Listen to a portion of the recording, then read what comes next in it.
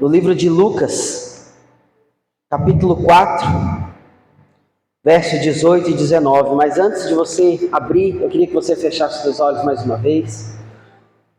Eu quero orar. Senhor, em nome de Jesus, Deus, eu quero colocar diante da Tua presença, Pai, essa ministração, esse momento, isso que o Senhor tem falado ao meu coração, Deus.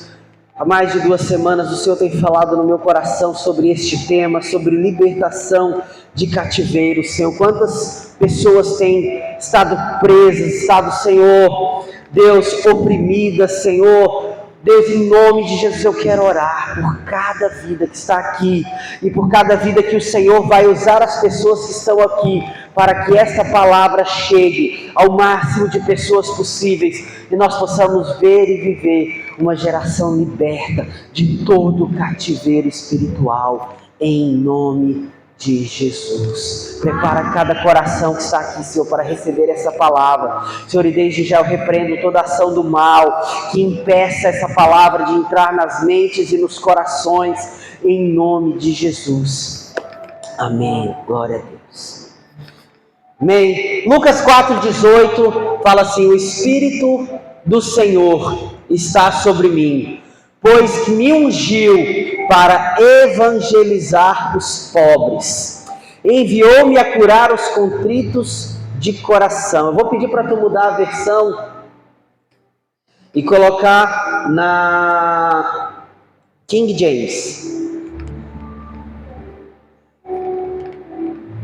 VKJ, se tiver aí, ou na Almeida Revista e Atualizada.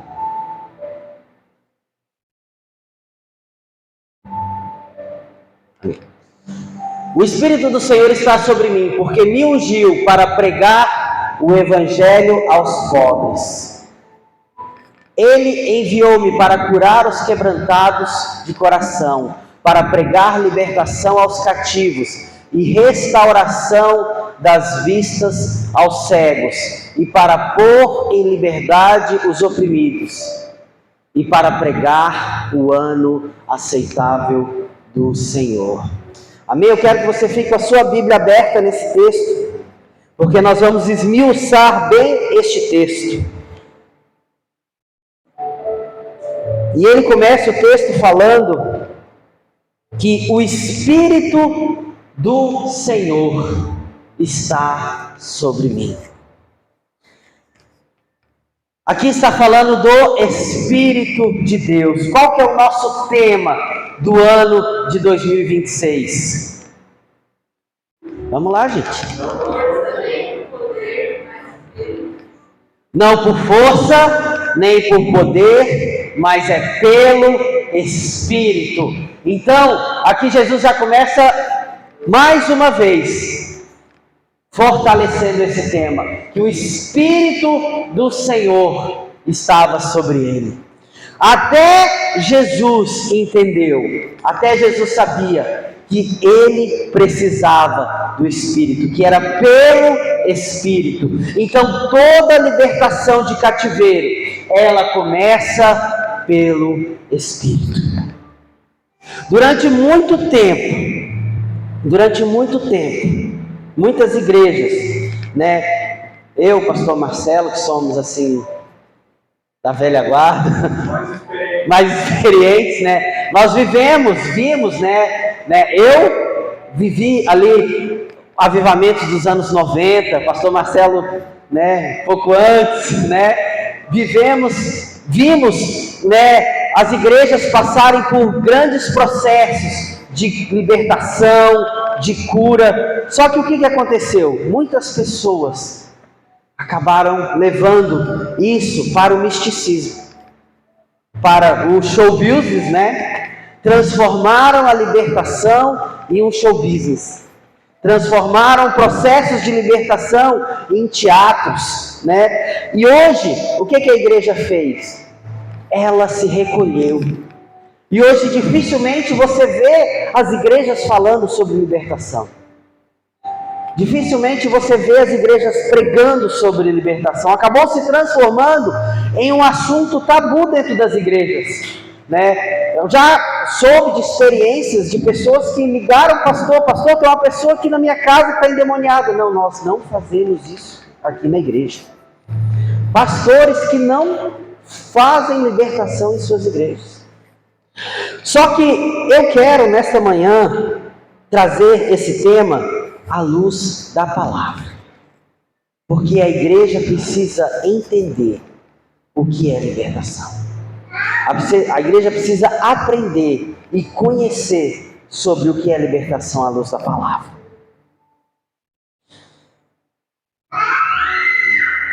Por que isso? Porque muitas pessoas vivem, caminham com Jesus, mas ainda não foram libertas em muitas áreas da sua vida.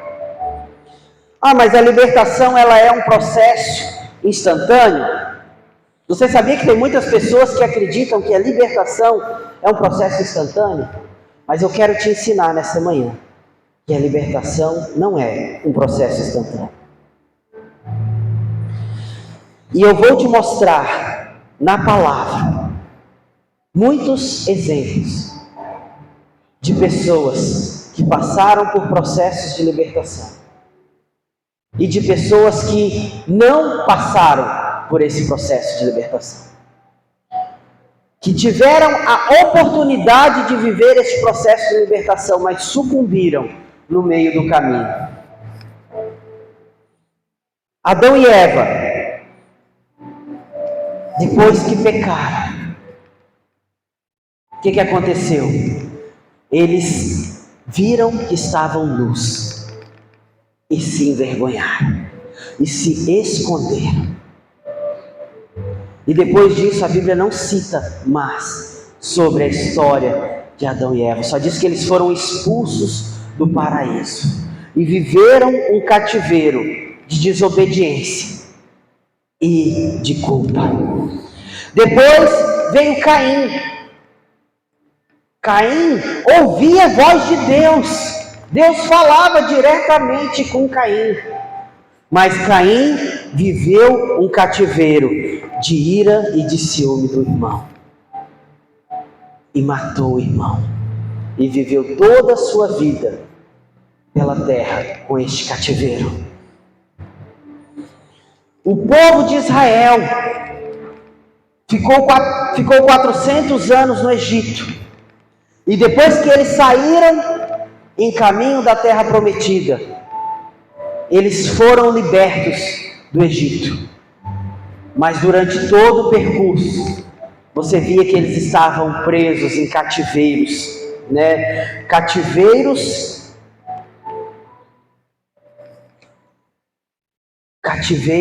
de escravidão.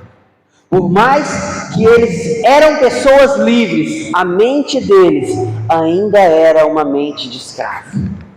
E por várias vezes eles questionavam a Deus, questionavam Moisés. Moisés, você tirou a gente do Egito para morrer no deserto de fome. Moisés, você tirou o povo do Egito, tirou a gente do Egito para morrer aqui no deserto de sede. Você nos tirou para morrer pela mão dos filisteus, porque eles ainda tinham mente escravizada. Viviam num cativeiro de escravidão. Saul viveu um cativeiro de insegurança e desobediência. Foi ungido rei. Poderia ter vivido o propósito de Deus na sua vida, mas viveu em um cativeiro. Judas Iscariotes caminhou 3 anos com Jesus, vendo, ouvindo e participando de todos os milagres que Jesus fez, de todos os sinais, de todos os ensinamentos de Jesus, mas estava preso em um cativeiro de ganância e de traição.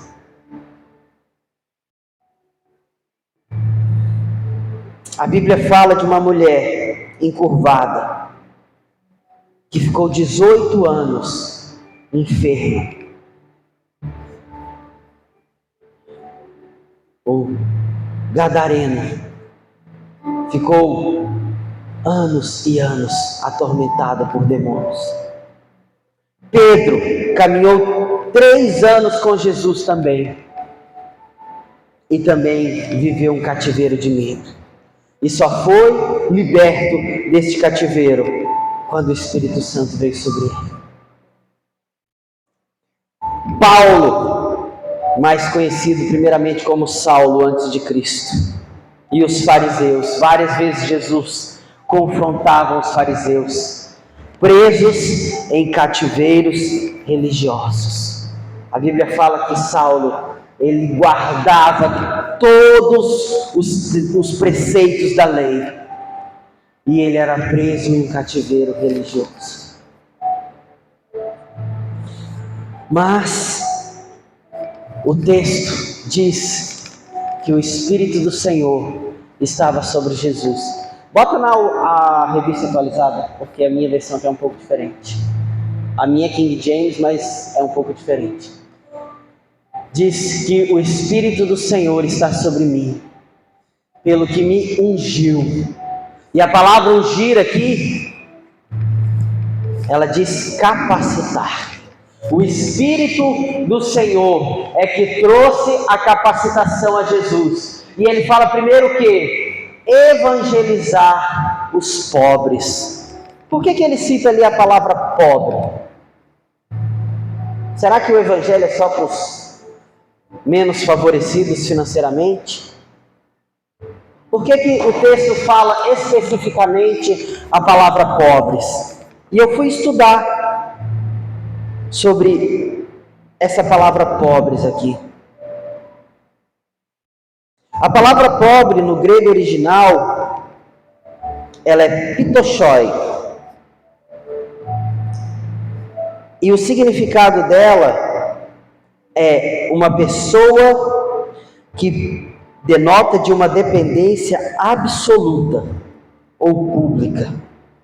Ou seja, é uma pessoa que tem uma dependência total de todas as coisas. Então aqui ele está dizendo que que o Espírito do Senhor ungiu Jesus não somente para pregar para os pobres financeiramente, mas ele está dizendo que o Espírito do Senhor ungiu Jesus para trazer as boas novas, porque o Evangelho fala de boas novas, trazer as boas novas a todos aqueles que têm uma necessidade na sua vida. Amém. Quantos aqui não têm nenhuma necessidade na sua vida? Levanta a mão. Quantos aqui têm a vida 100% realizada em todas as áreas da sua vida? Levanta a mão. Ninguém, né? Glória a Deus. Porque senão já ia apontar uma necessidade. Né?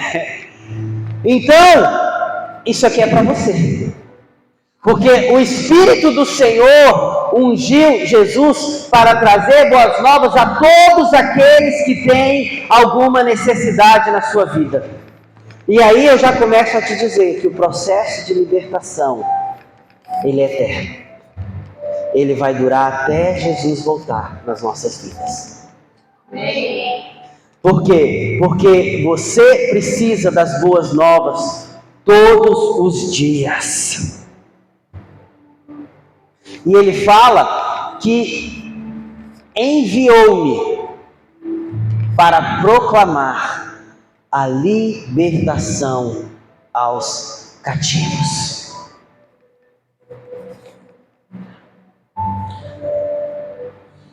No texto passado, a palavra unção fala de capacitação. Primeiro ele diz que o Espírito do Senhor ungiu. Depois ele fala que o Espírito do Senhor enviou. Primeiro Jesus foi ungido para evangelizar aos pobres. Agora fala que ele foi enviado para proclamar libertação aos cativos. E quando você é enviado, ele está falando de uma missão.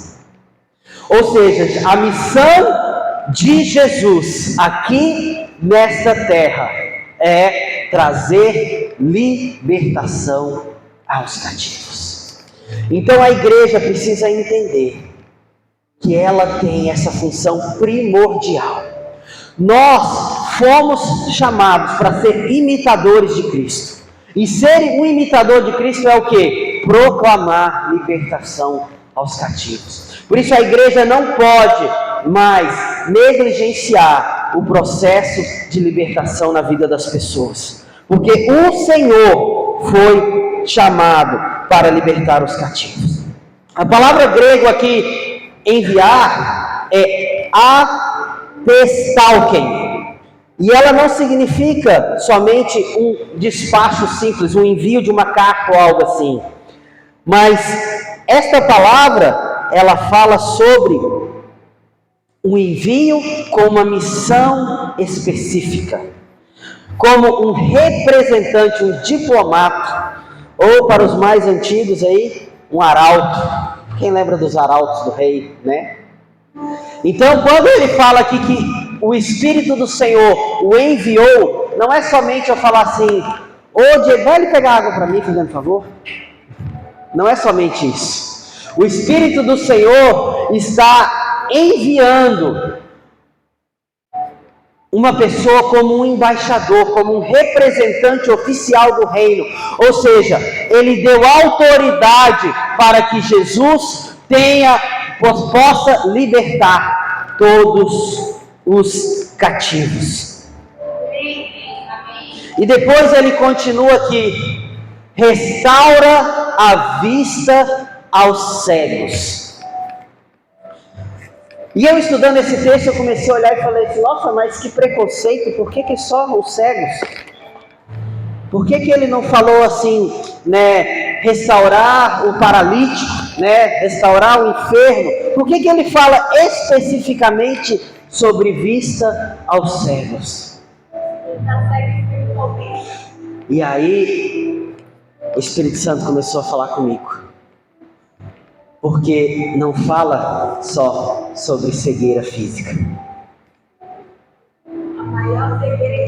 Não fala só sobre cegueira física.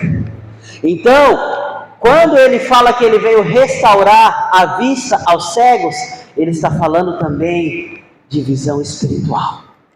E ele não está falando só de visão espiritual, ele também está falando de visão ampla. De eu enxergar o caminho que eu devo seguir. Porque muitas vezes nós vemos um caminho como um bom caminho, mas este caminho não é o caminho que Deus tem para as nossas vidas. E depois ele continua, né? Ele fala, para pôr em liberdade os oprimidos.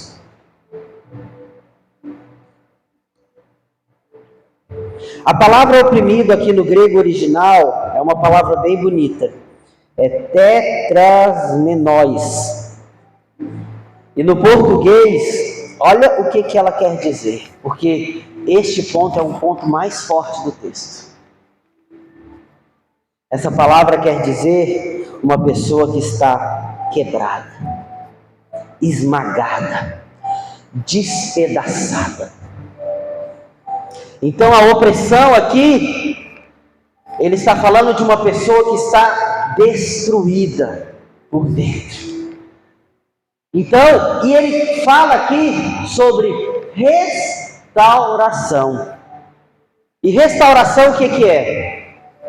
É algo que uma pessoa já tinha e lhe foi tirado. Diferente aqui quando ele fala de libertar, ele aqui fala de restaurar.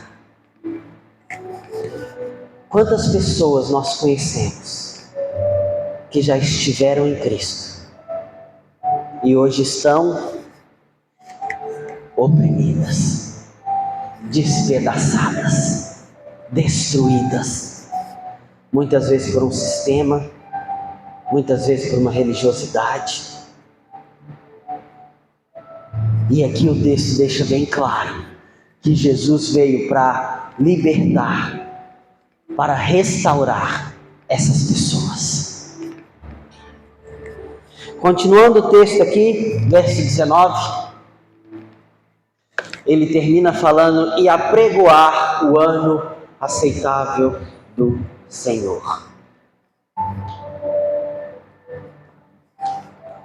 Este ano aceitável do Senhor, Jesus está fazendo uma citação ao ano do jubileu.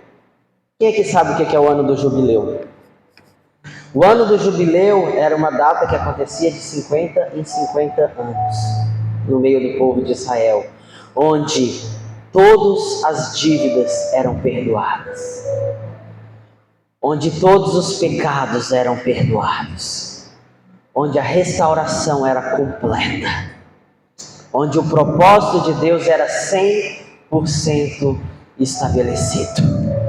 Então, mas para mim chegar a este ano aceitável do Senhor, volta no 18 ali para mim, Luísa. Existe um processo. Primeiro, eu preciso entender que eu sou pobre, que eu tenho a necessidade de Cristo na minha vida, de que eu tenho necessidade de que Cristo, que o Espírito de Deus venha sobre mim. Eu preciso do Evangelho, eu preciso das boas novas, né? Eu preciso ser liberto de todo cativeiro que prende a minha vida em todas as áreas da minha vida. Eu preciso ter a minha vista restaurada. Eu preciso ser liberto de toda opressão, até eu chegar ao ano aceitável do Senhor.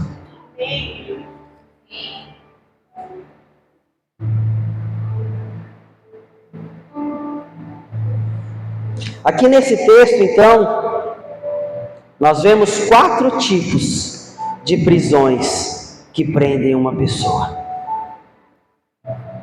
E nós vamos, durante toda essa campanha, trabalhar essas 4 prisões. E no final nós trabalharemos uma 5ª prisão. Mas a primeira prisão que ele fala ali no texto, ele está falando de algo espiritual. Enviou-me para proclamar libertação aos cativos. Essa prisão aqui está falando de uma prisão espiritual. Depois ele fala de restaurar vista aos cegos. Essa visão também fala de visão espiritual, mas também fala de prisão moral e prisão comportamental.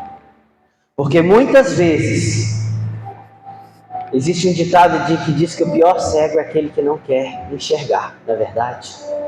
E tem muitas pessoas que muitas vezes não querem enxergar. Elas estão cegas, elas acham que o seu comportamento errado vai levar ela a um caminho certo.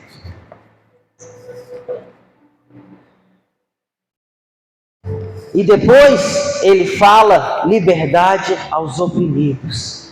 E isso fala de prisão emocional. Muitas pessoas estão presas em cativeiros emocionais.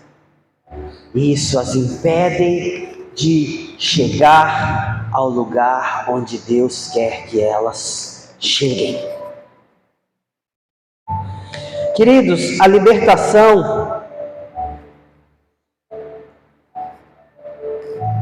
como eu falei aqui no início, ela é um processo. Tem muitas pessoas que acham que a libertação é apenas você libertar uma pessoa de uma possessão demoníaca. Eu quero abrir em Lucas capítulo 11. E nós vamos ler do 24 ao 26. Queria que você acompanhasse comigo.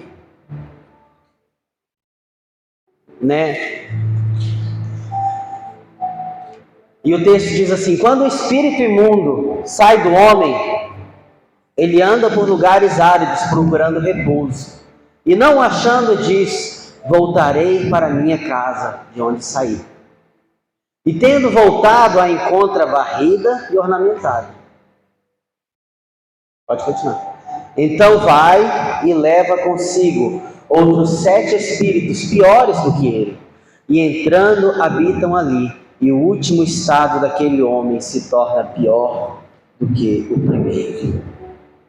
Aqui Jesus faz uma ilustração. E ele mostra justamente isso. De que a libertação, ela é um processo. E ela não é instantânea. O texto fala, voltando ali no 24, no versículo 22, volta ali, aliás, no 24 mesmo, que o espírito imundo sai do homem. Aqui Jesus está falando o quê?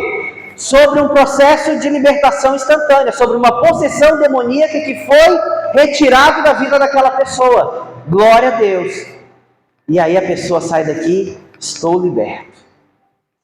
Só que o texto continua dizendo o quê? Que esse espírito que saiu daquela pessoa, ele vai procurar outro lugar para ficar. E se ele não achar, ele vai voltar. Ele vai voltar. E aí quando ele voltar, como estará esta casa? Como estará esta casa? E eu quero te perguntar nesta manhã, como está a tua casa? Quantas vezes nós vemos pessoas que se convertem, que se chegam diante de Deus, se firmam, e depois de um tempo, elas caem. Por quê? Porque aquele demônio que estava na vida dela, que estava agindo na vida dela, saiu, mas ele voltou. E o que ele encontrou a casa? Como ele encontrou a casa? Vazia. Por isso que a libertação, ela é um processo. E ela deve ser feita todos os dias. Porque o diabo vai voltar todos os dias. Ele vai tentar todos os dias. Você acha que ele vai tentar só uma vez? A palavra do Senhor fala: sujeitai-vos a Deus, resisti ao diabo, e ele fugirá de vós. O texto fala resistir. Quando você resiste é por quê? Porque alguém está te atacando. Alguém está vindo sobre você. A partir do momento que você se sujeita a Deus, que você diz, não, eu vou viver para Deus, você vai ter que resistir. Porque aquele primeiro demônio, aquela primeira resistência, aquele primeiro cativeiro que existia na tua vida, talvez tenha sido liberto. Mas quando ele voltar, e ele vai voltar, sempre, todos os dias, o que ele vai encontrar? Uma casa cheia ou uma casa vazia?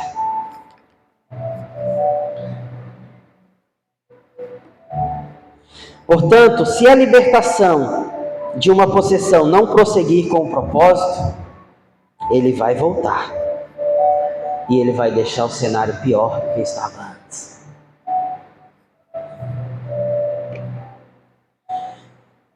Queria abrir o texto que o Valdir, no mesmo espírito, citou aqui no início do louvor, que também fala sobre isso, João 11. E nós vamos ler do 31 ao 36. E muitas pessoas usam esse texto, principalmente o 32, o 36 que o Valdir leu, para achar que a libertação é um processo instantâneo. Mas olha o que o texto diz, né? Os judeus que estavam... Não é esse? É 8, desculpa, João 8.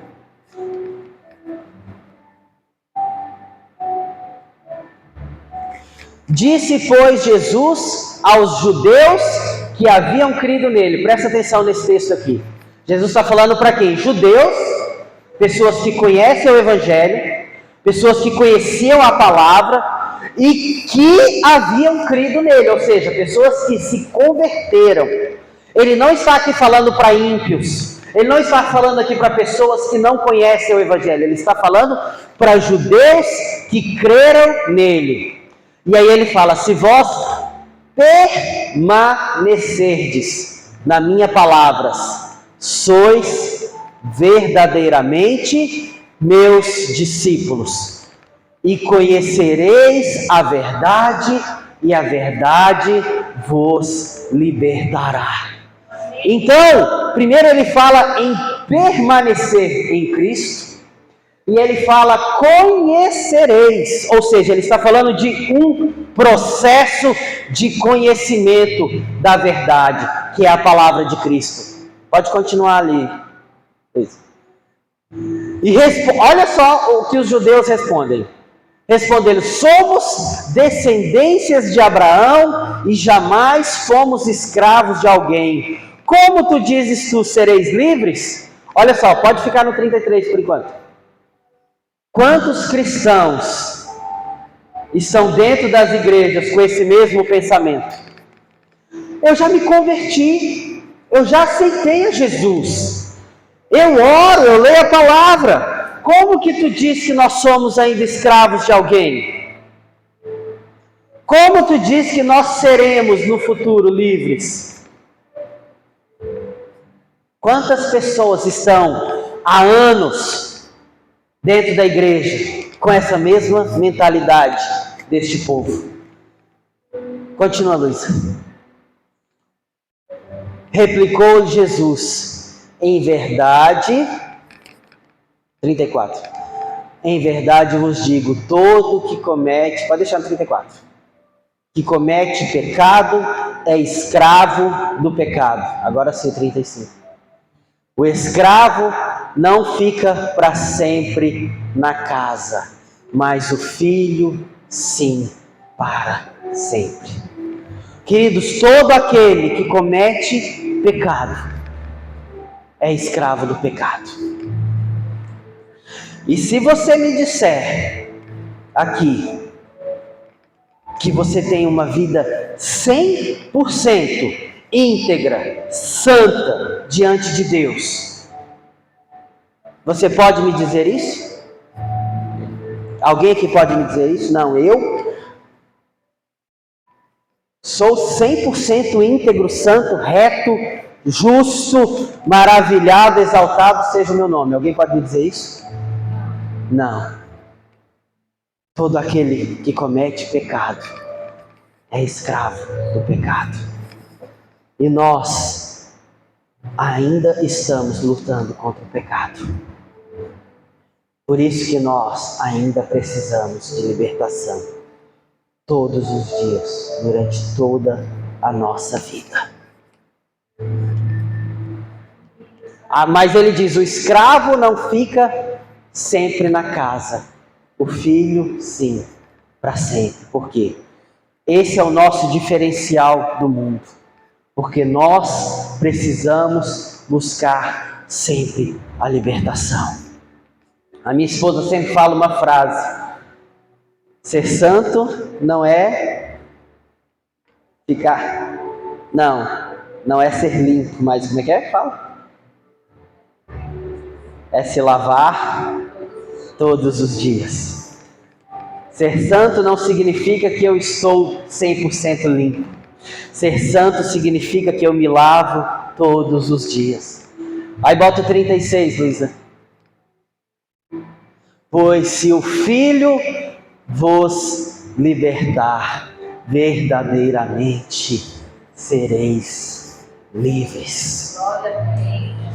Entenda uma coisa: se Jesus não te libertar todos os dias, você não será livre.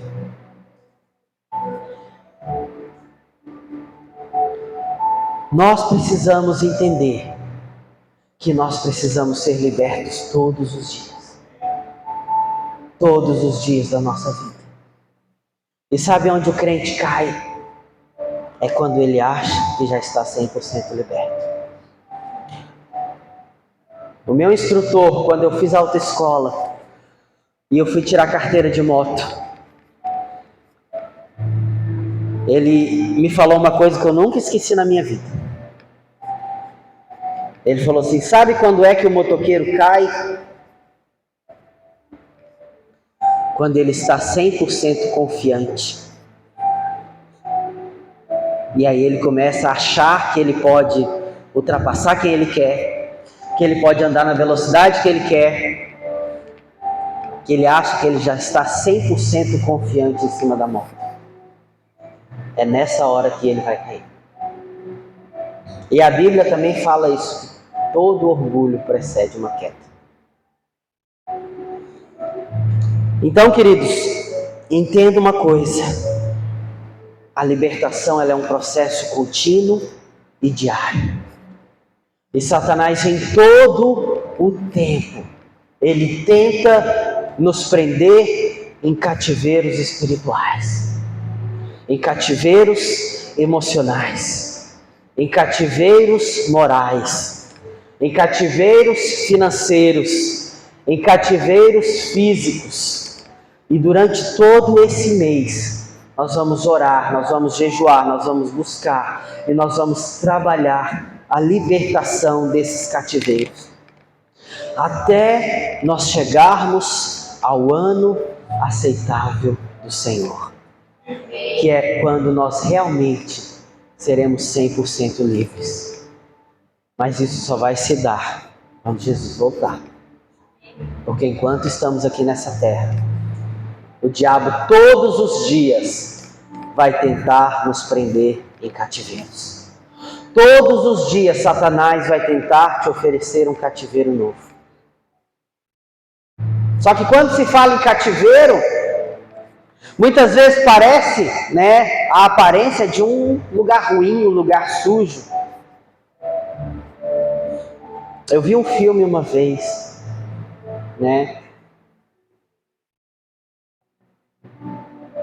de um homem chegando para uma senhora, eu não lembro o nome do filme, e essa senhora tinha Alzheimer no filme, e ele falava para essa senhora assim: a senhora serviu a Deus a vida inteira, e hoje a senhora está aí doente, enferma, e eu estou aqui. Era um homem rico, empresário, estou aqui, vivo, rico, poderoso. E ela fala para ele: os cativeiros de Satanás, eles têm a porta aberta, porque eles são confortáveis, são macios e são agradáveis aos olhos humanos. Se você pegar um elefante, quando filhote, e você amarrar uma pequena corda no pé dele,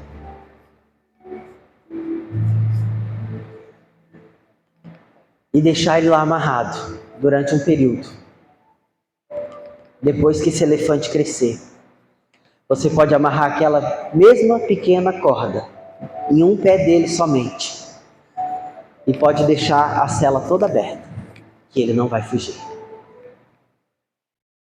porque o cativeiro dele está aqui. E Satanás age assim com muitas pessoas, muitas vezes, querendo tirar sua confiança, te colocando num trauma, porque Satanás não se importa se você é rico, se você é bem sucedido financeiramente, se você tem uma boa casa, se você tem um bom carro. Ele não está preocupado com isso. O que foi que Satanás ofereceu para Jesus quando ele foi tentar Jesus no deserto? Ele levou Jesus para o alto de uma montanha e mostrou todo o mundo e falou para Jesus: eu posso te dar tudo isso aqui,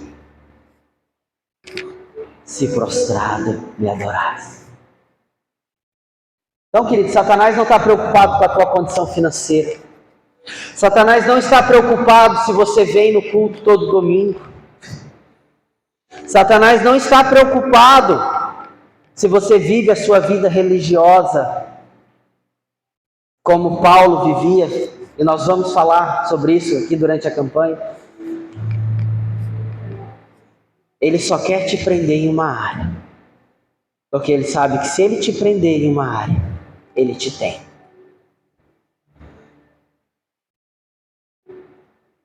Por isso nós vamos orar. Queria que você ficasse de pé neste momento.